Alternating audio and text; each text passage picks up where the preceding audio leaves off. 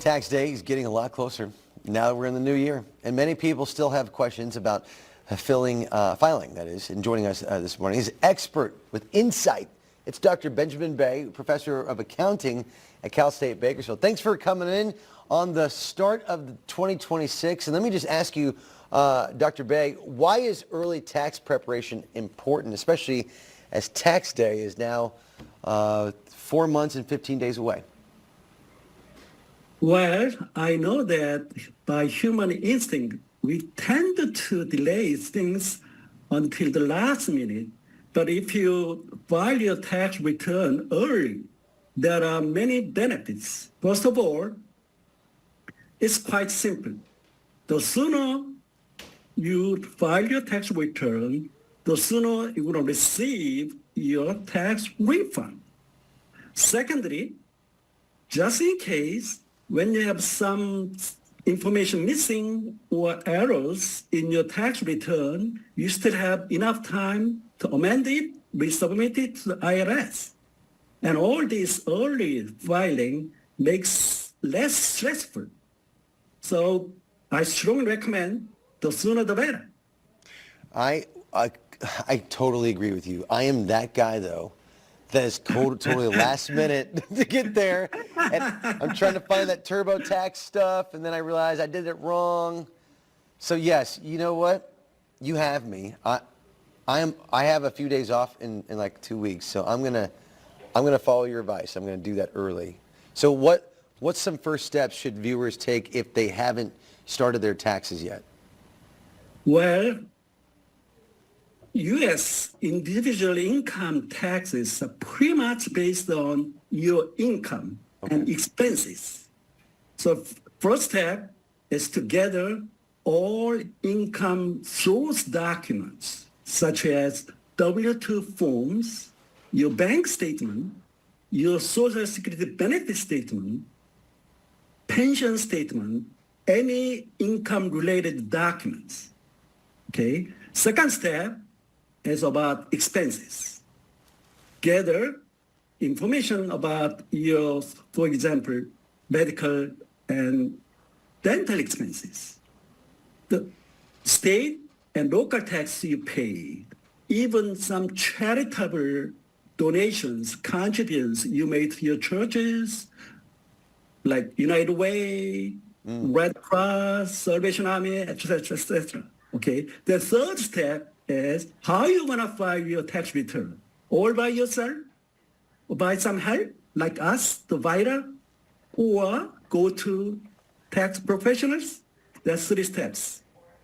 That's important. Yeah, we go to a tax professional, you're going to pay some extra money, but then it creates less stress for you because if you don't know all the new ins and outs. What do you find is the most common, like, overlooked tax deduction or credit for someone?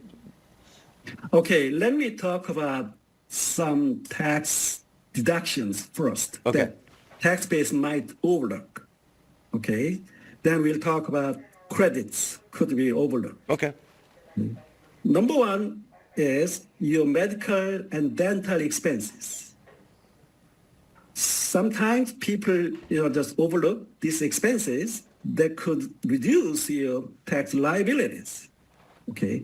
Second item is your state and local taxes you pay that also deduct your federal income taxes.